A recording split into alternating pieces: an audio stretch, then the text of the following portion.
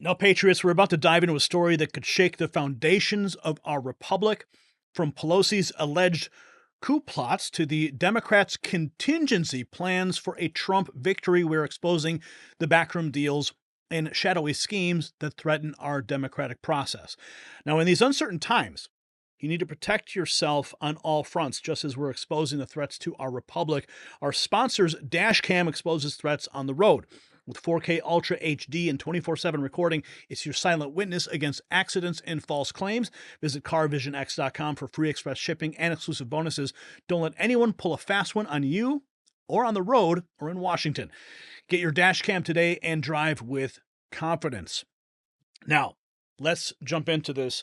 This was just posted. Nick Sortor. After this interview, it's even clearer that Nancy Pelosi was behind the coup to overthrow Biden, just like she was behind J6. Why does she still have any control? Wait till you see this clip here. This is now, including his this is the clip. Leadership of. Please pay attention. Pay close attention to how Nancy Pelosi dances around these questions. Tell us what you told President Biden to persuade him to step aside. Well, I've never shared any conversations with a president of the United States publicly. No.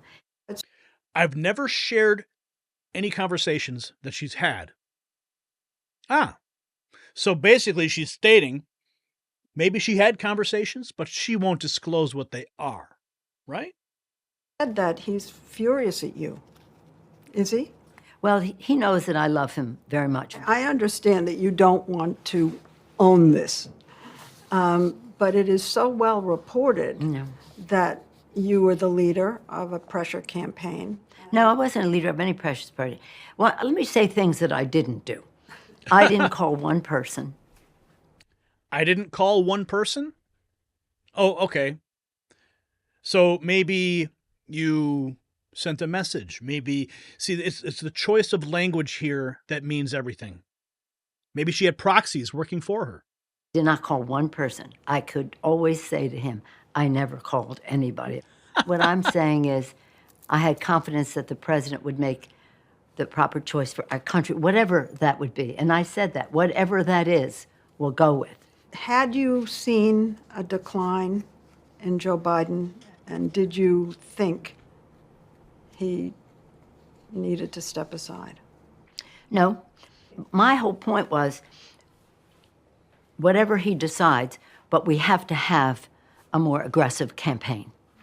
She mentioned his many accomplishments, including his forceful leadership of the NATO summit with other Western heads of state. So he was in a good place to make whatever decision, the top of his game. Such a consequential president of the United States, a Mount Rushmore kind of president of the United States. Want to know what comes next. That he belongs up there on Mount Rushmore, Lincoln and Joe Biden.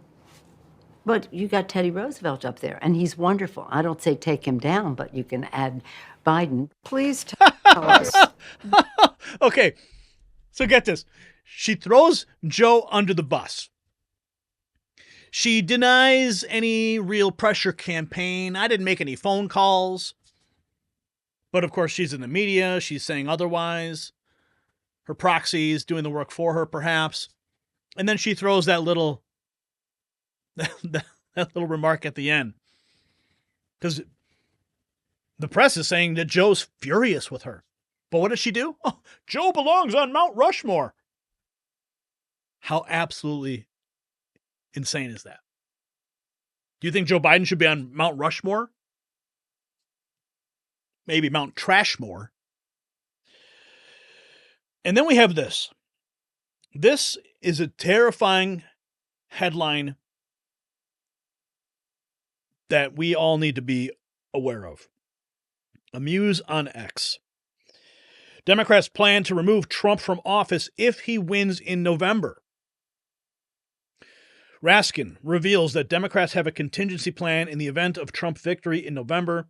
They will invoke Section 3 of the 14th Amendment to prevent Trump from taking office. and he predicts it will result in a civil war. Let's hear what he has to say. To look at every year, not that much. What can be put into the Constitution can slip away from you very quickly.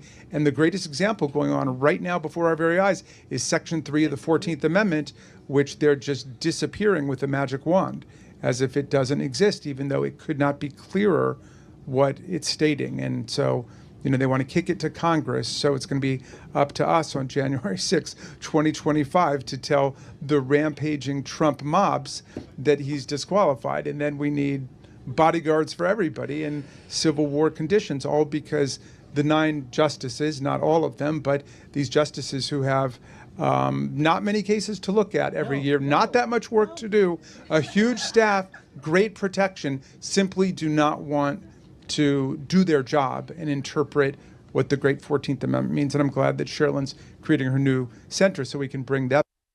Wow.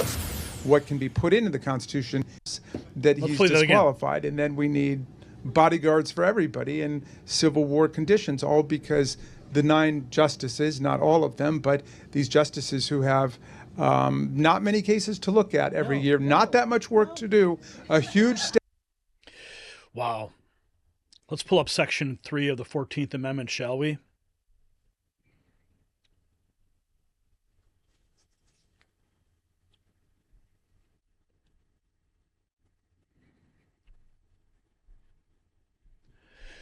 Section 3 of the 14th Amendment. Section 3 of the 14th Amendment.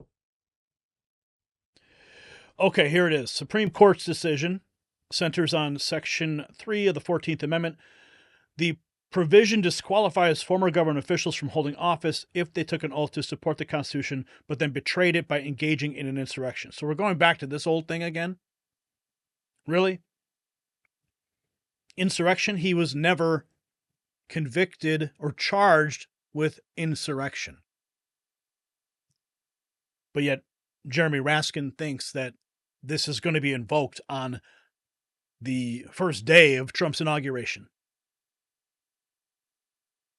Well, that sounds like an insurrection in itself.